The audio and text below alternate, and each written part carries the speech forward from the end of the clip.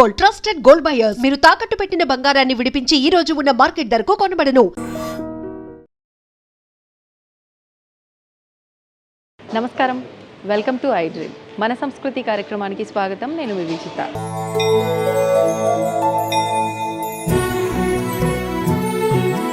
ప్రస్తుతం నేను వచ్చేసాను హైదరాబాద్లోని కాటేదాన్ ప్రాంతంలో ఉన్న శ్రీ వెంకన్నగుట్ట ప్రాంతంలో ఉన్న ఆలయం దగ్గరికి. ఈ ఆలయం వచ్చేసి శ్రీ సాలగ్రామ వెంకటేశ్వర స్వామి ఆలయం. మరి ఈ ఆలయంలో స్వామివారు సాక్షాత్తు శ్రీ పద్మావతి గోదావదేవి అమ్మవార్ల సమేతంగా కొలువై ఉన్నారు. మరి ఆలయం లోపలికి వెళ్ళి ఆలయానికి సంబంధించిన విశేషాలన్నీ కూడా అడిగి తెలుసుకునే ప్రయత్నం చేద్దాం. రండి నాతో పాటు.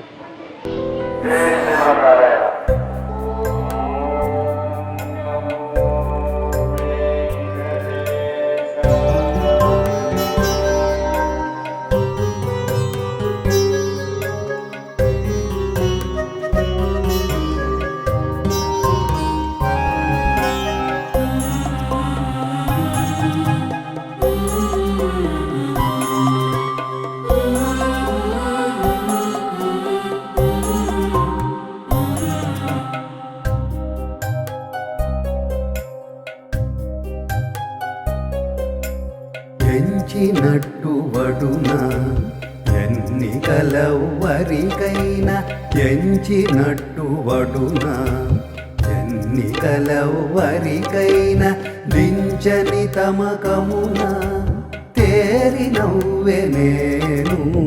ఎంచినట్టు వడున ఎన్నికలెవ్వరికైనా, దించని తమకమున తేరి నవ్వె నేను. ఎంచినట్టు వడున. ఈ ఆలయానికి సంబంధించి మనం గురుగారితో మాట్లాడి ఇంతకుముందు ఈ ఆలయ విశేషాలన్నీ కూడా మాట్లాడుకోవడం జరిగింది. గురుగారు ఆ రోజు ఒక మాట అన్నారు, తిరుమలకి వెళ్ళలేని వారు, అక్కడ మొక్కులు ఏమైనా మొక్కుకొని ఉన్న వాళ్ళు కనుక ఈ ఆలయంలోకి వచ్చి మొక్కులు తీర్చుకుంటే అక్కడి వరకు వెళ్ళి తీర్చుకున్నట్లే అని చెప్పి కొన్ని విషయాలు చెప్పడం జరిగింది. అదేవిధంగా ఇక్కడున్న స్వామివారు ఆ మూర్తి కూడా నిజంగా చూస్తున్నంతసేపు అక్కడ తిరుమలలో స్వామివారిని చూస్తుంటే ఏ రకమైన కనుల విందుగా ఉంటుందో అలాగే ఉంది అని చెప్పి నిజంగా నేను కూడా స్వామివారిని దర్శనం చేసుకున్నాను. ఏదైతే గురుగారు చెప్పారో దానికన్నా ఇంకా రెండింతలు ఎక్కువగానే అనుభూతి అనేది కలుగుతోంది.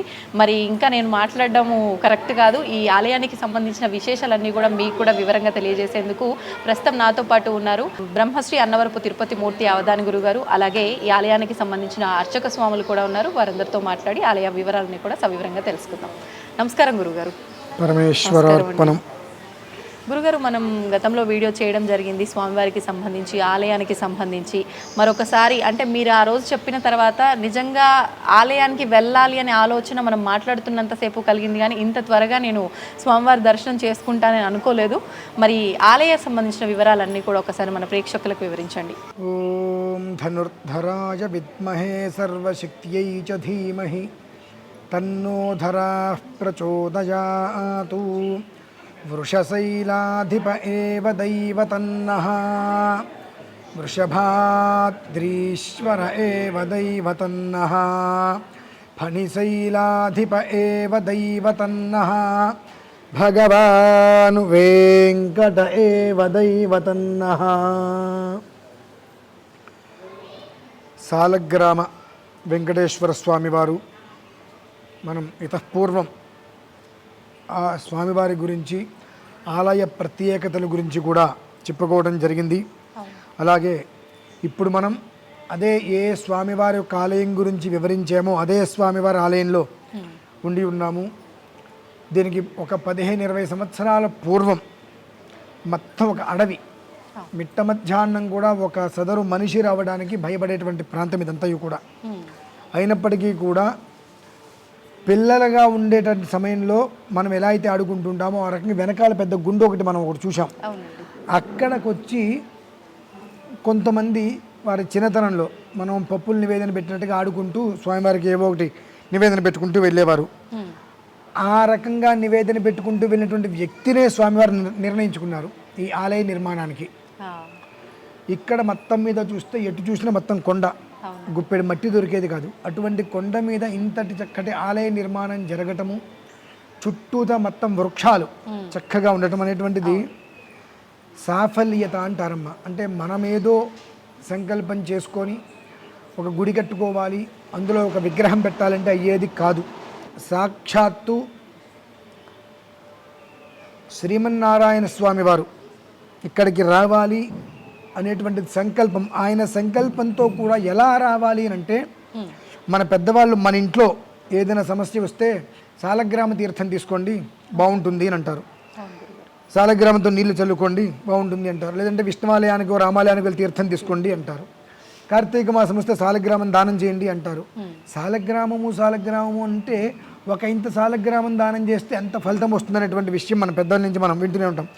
అటువంటిది ఆ స్వామివారు మూర్తి 7 అడుగులు కూడా ఏకశిలా సాలగ్రామం అండి. ఏకశిలా సాలగ్రామంతో స్వామివారు అలా మూర్తి భవించారు. మీరు పరిశీలనగా ఒక్కసారి చూడండి.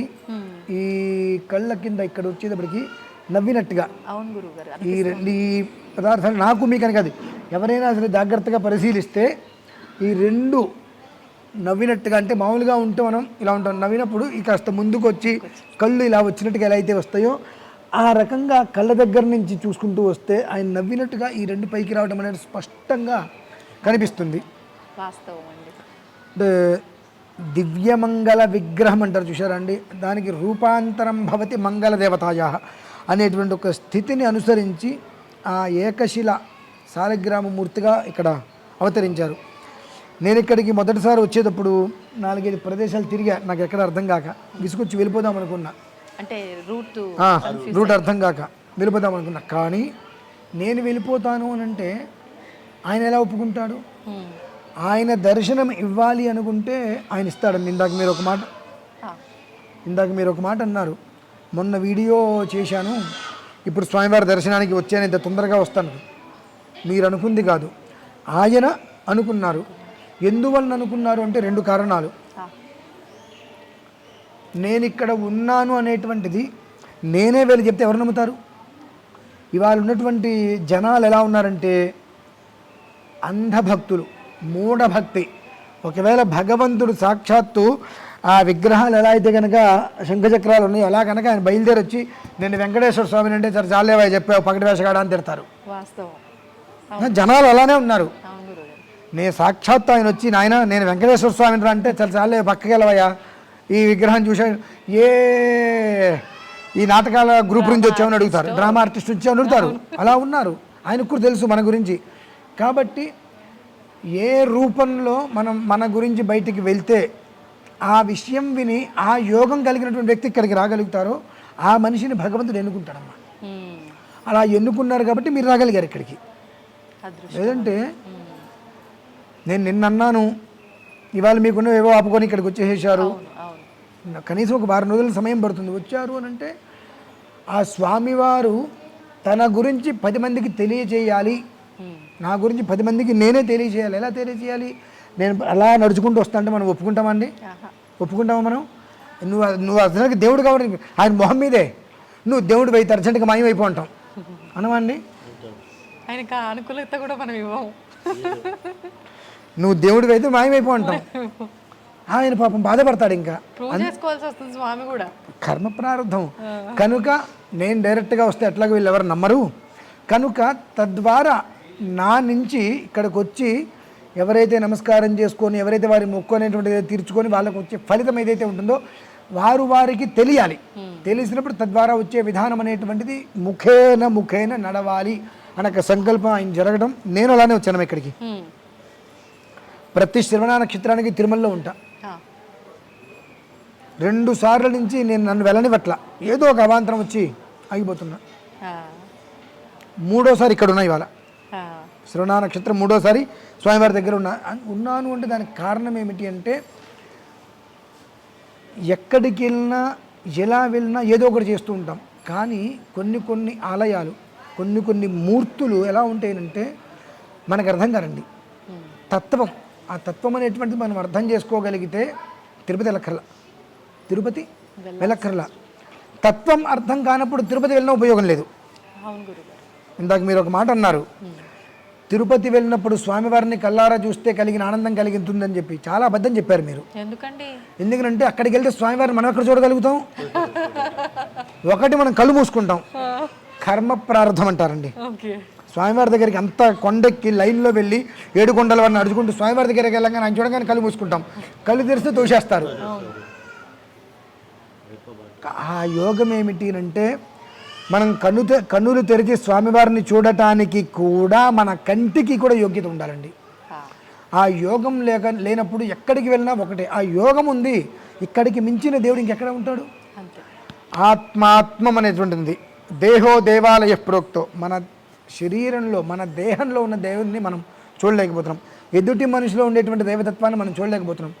ఎక్కడో దేవుడి దగ్గరికి వెళ్ళి చూస్తా అంటే ఆయన మనకెందుకు కనిపిస్తాడు? కాబట్టి మనమందరము కూడా భగవంతుడు ఆలయానికి వెళ్ళగానే కళ్ళు మూసుకుంటాం. ఎందువల్లనంటే ఈ జన్మలో ఇప్పటికి నీకు ఆ కర్మ ప్రారంభం తీరలేదు, నన్ను చూసి ఆనందపడేటువంటి స్థితి నీకు ఇంకా కలగలేదు అని అక్కడికి వెళ్ళగానే కళ్ళు మూసేసుకుంటాం. ఇక్కడ చూడండి, ఆయన మనం చూస్తుంటే బాగున్నామని పలకరించినట్టుగా, దాన్ని తత్వ విధానం అంటారండి. తత్వాన్ని మనం అర్థం చేసుకుంటూ ఎక్కడికి వెళ్ళక్కర్లా. తత్వం అర్థం చేసుకోలేకపోతే ఎక్కడికి వెళ్ళినా ఉపయోగం లేదు. అటువంటి స్థితిలో ఇదే సమయంలో స్వామివారికి రాజగోపుర నిర్మాణం కూడా జరుగుతుంది. నాకు అదే అనిపించింది.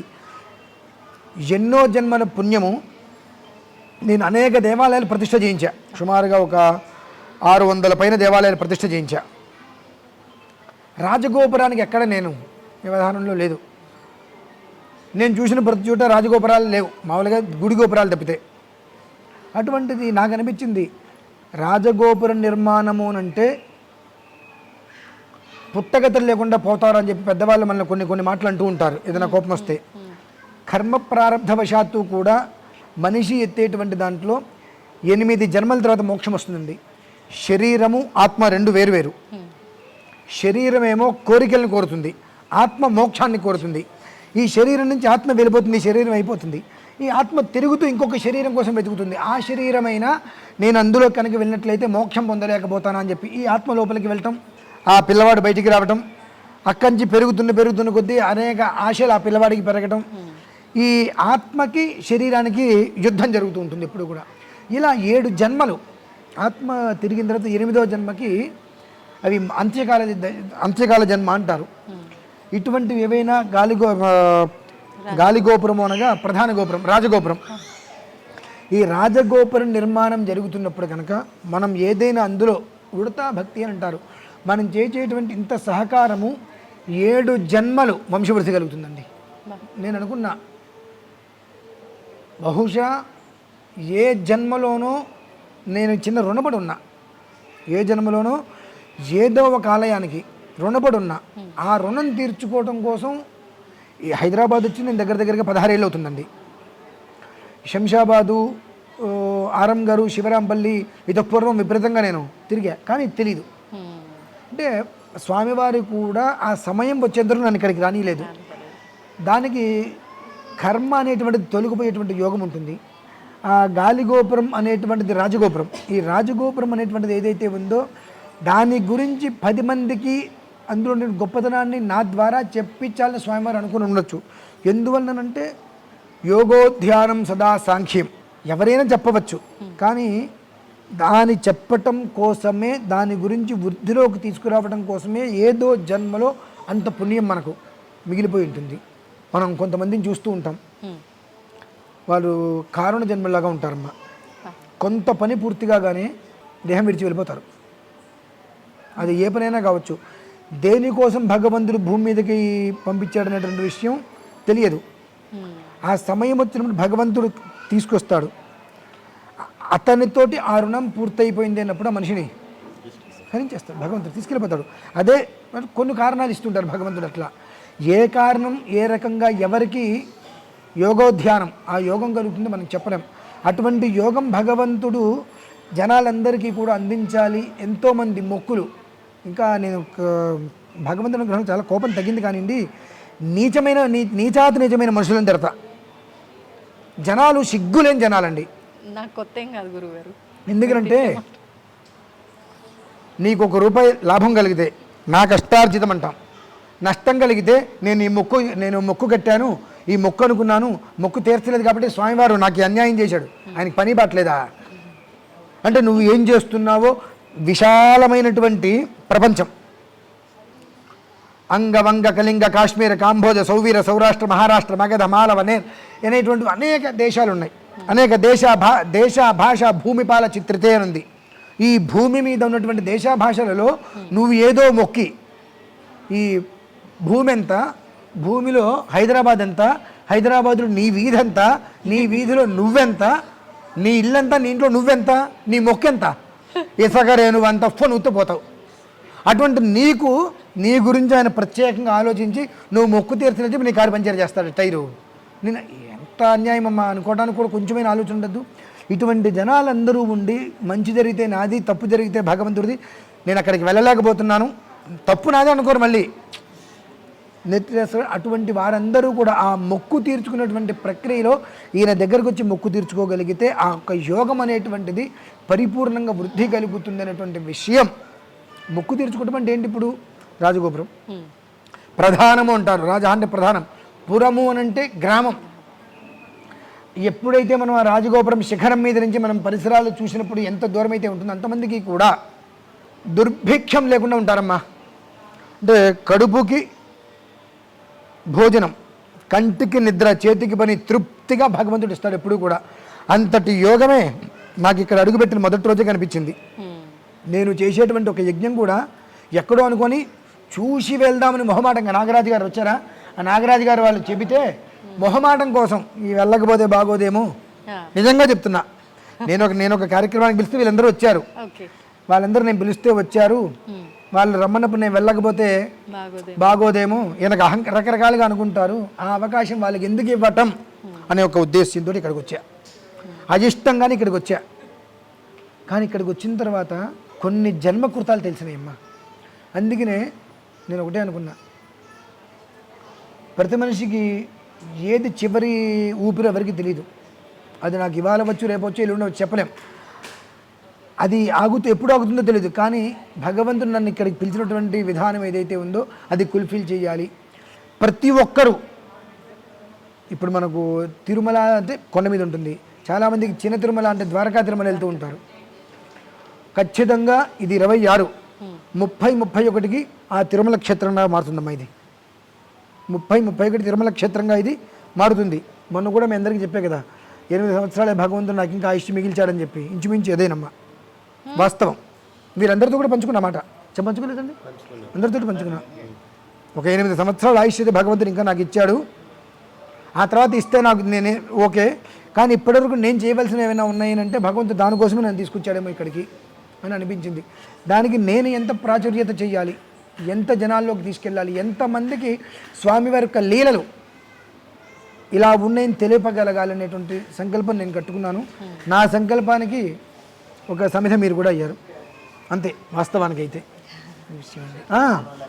ఇక్కడ చాలామందికి కూడా ఈ ఆలయంలో గొప్పతనము, ధనుర్మాసం జరుగుతుందమ్మా.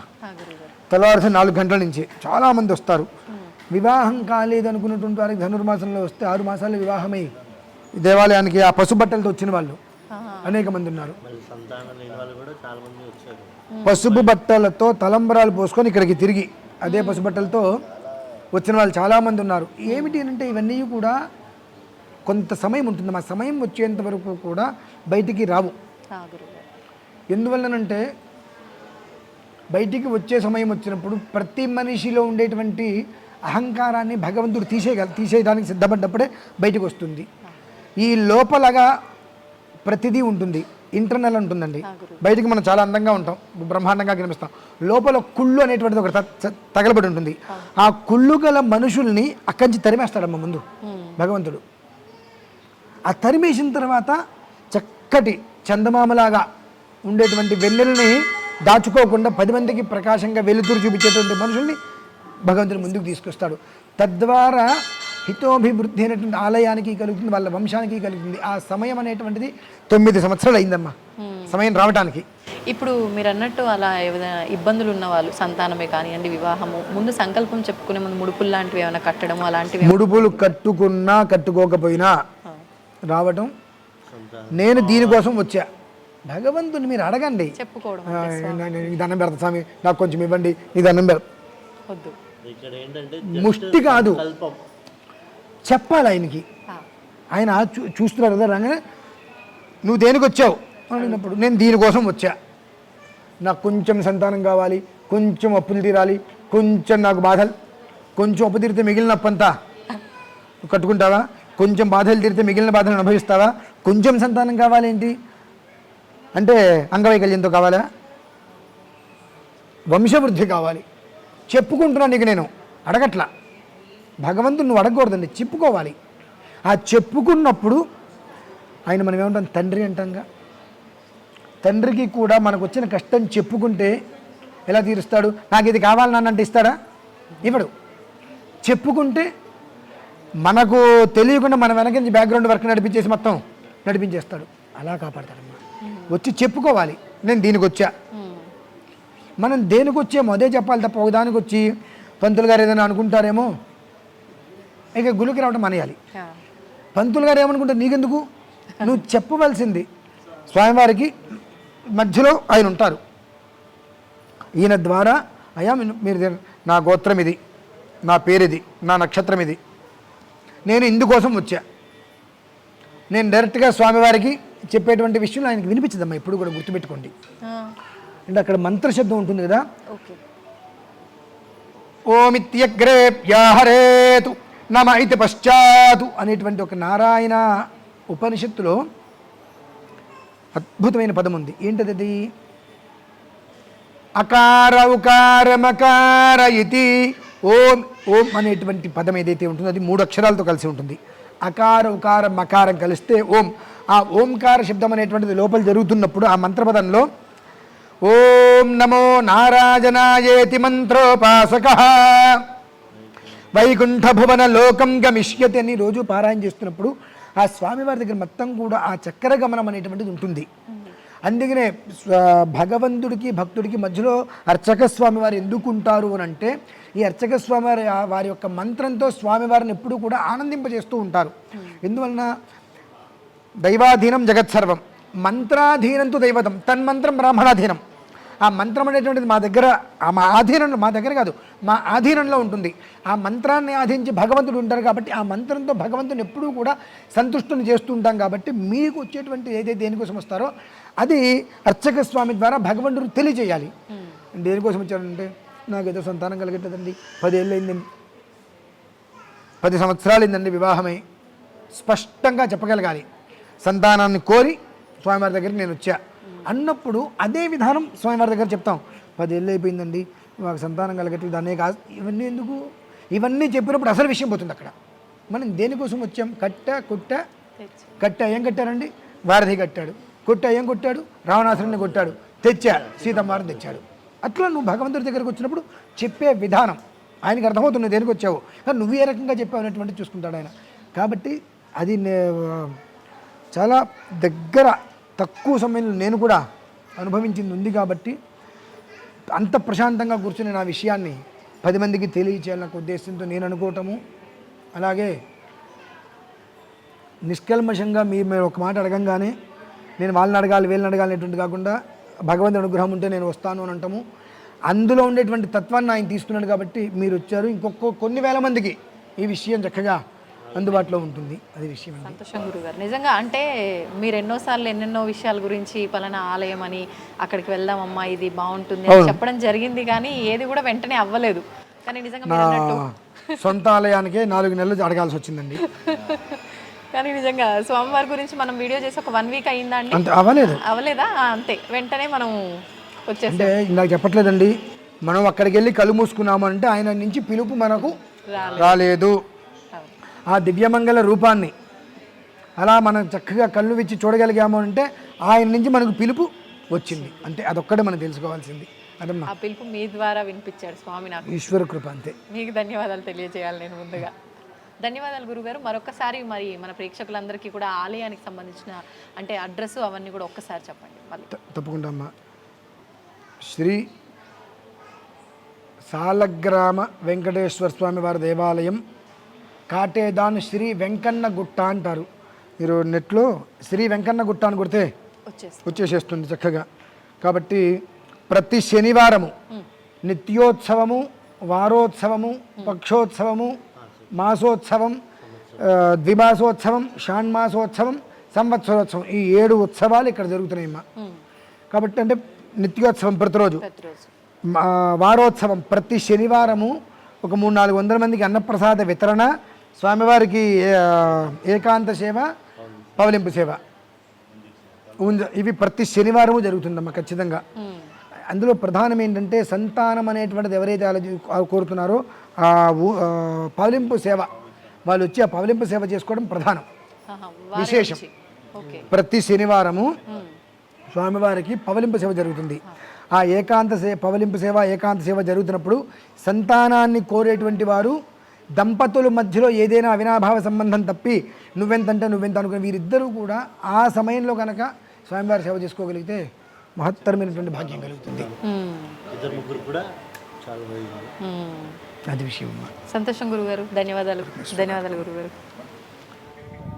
ఆసేతు సీతాచల మధ్యవాసినాం తత్రాపి అస్మిన్ గ్రామే స్థితానాం. అస్మిన్ అనగా నేనున్నటువంటి ప్రదేశం, ఆగతానాం ఆగమిష్యమానానాం అని ఎక్కడైతే గనక మూలస్థానము అనేటువంటిది ప్రత్యేకంగా చెప్పబడి ఉంటుందో దానికి ఆగతానాం ఆగమిష్యమానాం అని కొన్ని చెప్పబడి ఉంటూ ఉంటాయి. ఇప్పుడు మనం ఎక్కడ ఉన్నాము అంటే సాక్షాత్తు కూడా సాలగ్రామము అనేటువంటి విషయం మనందరికీ కూడా తెలిసిందే. మన పెద్దవాళ్ళు అంటూ ఉంటారు, ఏదన్నా అనారోగ్యం వచ్చిందంటే సాలగ్రామానికి అభిషేకం చేసుకో, ఆ తీర్థం తీసుకో అంటారు. ఆర్థిక పరిస్థితి బాగాలేదు, సాలగ్రామానికి అభిషేకం చేయి, ఆ తీర్థం తీసుకో. ఇంట్లో సాలగ్రామం లేకపోతే ఆలయానికి వెళ్ళి విష్ణువాలయానికి వెళ్ళి రామాలయానికి వెళ్ళి సాలగ్రామ తీర్థం తీసుకో. అలాగే సాలగ్రామం చిన్నదైనా తీసుకొని ఒక దానం ఇవ్వు అనేటువంటిది సాలగ్రామం గురించి అనేక రకాలుగా మనం వింటూ ఉంటాము. ఆ ఒక్క సాలగ్రామ శిలతో 7 అడుగుల రూపం, స్వామివారి యొక్క దివ్యమంగళ విగ్రహ రూపం అనేటువంటిది సాలగ్రామ శిలతోనే నిర్మితం అయినటువంటి సాలగ్రామ వెంకటేశ్వర స్వామివారి దేవాలయ ప్రాంగణంలో మనం ఉన్నాము. ఇతపూర్వం మనం చెప్పుకున్నట్టుగా వెనకాల కనిపిస్తున్న పెద్ద రాయిలాగా ఏదైతే ఉందో గుండులాగా, అక్కడే చిన్నప్పుడు ఇదంతా కూడా లేనప్పుడు మొత్తం కూడా కారు అడవి అని అంటారు. ఒక 15-20 సంవత్సరాల క్రితం మిట్ట మధ్యాహ్నం కూడా ఇక్కడికి రావడానికి భయపడేటువంటి వాతావరణంగా ఉండేటువంటి స్థలంలో ఈ యొక్క కొండ మీద ఉండే ఈ గుండు అనేటువంటిది ఉండేది.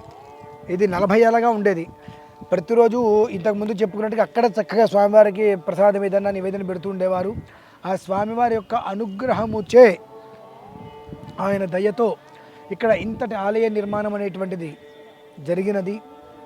ఇప్పుడు మీరందరూ గురి చూస్తున్నారు కదా, సాక్షాత్తు కూడా స్వామివారి యొక్క దివ్యమంగళ విగ్రహం. తిరుమల తర్వాత అటువంటి ఒక్క శిలా విగ్రహము మనం స్వామివారికి కనపడగానే నవ్వుతూ పలకరించేటువంటి ఒక అద్భుతమైనటువంటి విగ్రహం అనేటువంటిది మనం చూస్తున్నాము. ఆ ప్రాంగణంలోనే మనం ఇప్పుడు ఉన్నాము. చక్కగా ఇక్కడ ప్రతి శ్రవణ నక్షత్రానికి వెంకటేశ్వర స్వామి వారికి కళ్యాణం జరుగుతుంది. అలాగే ప్రతి శనివారము 300-400 మందికి అన్నప్రసాద వితరణ జరుగుతుంది. ప్రతి శనివారము సాయంత్రం రాత్రిపూట స్వామివారికి ఏకాంత సేవ, పవలింపు సేవ అవన్నీ కూడా జరుగుతూ ఉంటాయి. ఆలయ ప్రాంగణం మీరందరూ కూడా ఇప్పటికే చూసి ఉండవచ్చు ఎలా ఉందో. ఈ కాస్త పైన నుంచి వచ్చి చూస్తుంటే ఏదో పర్వతం మీద ఉన్నామా అని అనిపించడం కాదు, పర్వతం మీదనే ఉన్నాము. ఈ పర్వతము కూడా దీనికి కాస్త మనం లోపలికి వెళ్ళినట్లయితే దీనికి చరిత్ర చాలా విశేషంగా ఉన్నది. ఆ చరిత్ర గురించి మనం తెలుసుకుందాం మళ్ళీ.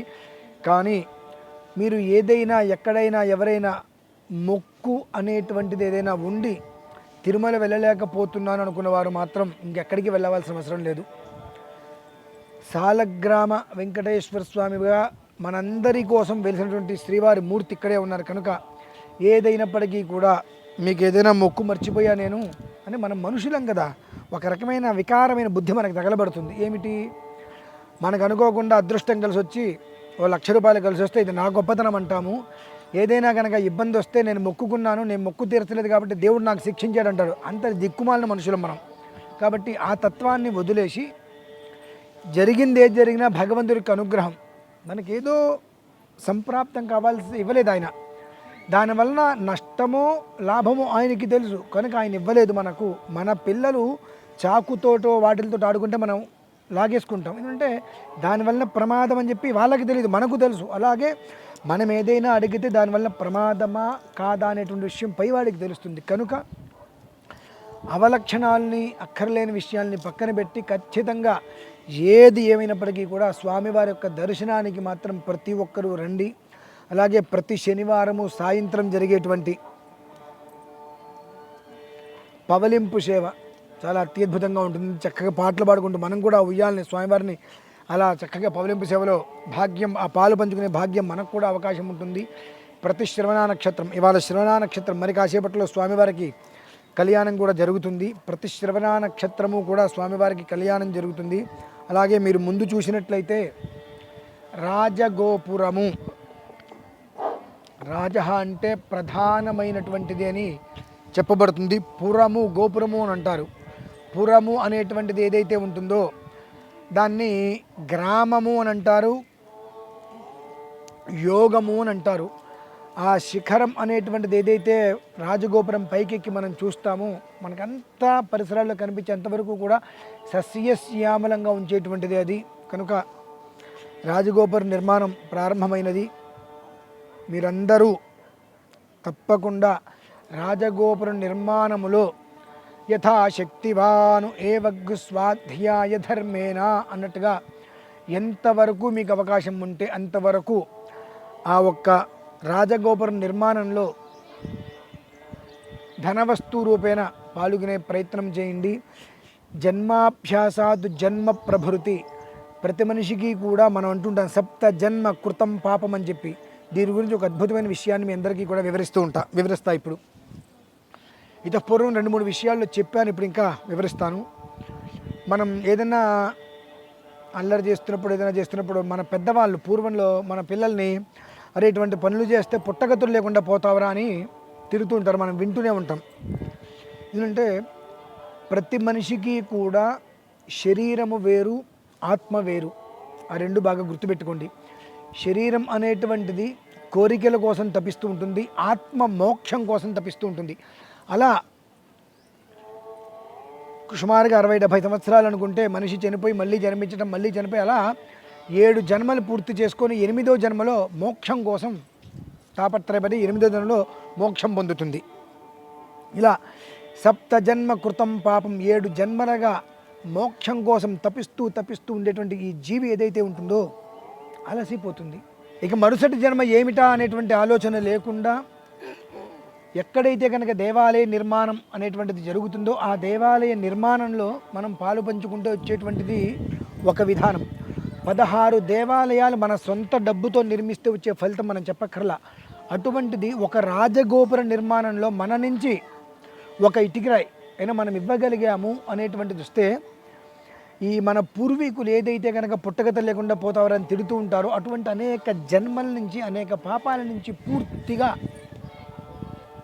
బయటపడి మన తర్వాత 7 తరాలకి వంశం వృద్ధి అనేటువంటిది కలుగుతుందండి. ఆ ఒక్క విషయాన్ని పరిపూర్ణంగా దృష్టిలో ఉంచుకొని మన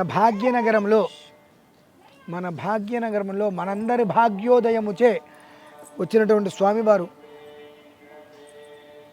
సాలగ్రామ వెంకటేశ్వర స్వామివారు ఆలయం చక్కగా మీరందరూ చూశారు. అలానే రాజగోపురం నిర్మాణానికి మీరందరూ కూడా కంకణం కట్టుకొని భక్తి శ్రద్ధలతో ముందుకు వచ్చి ఆ రాజగోపుర నిర్మాణాన్ని పూర్తి చేసి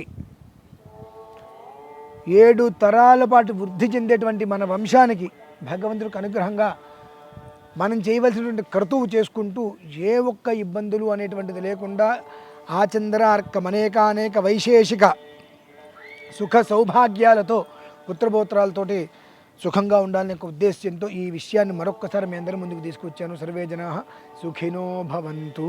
స్వస్తి. And for more videos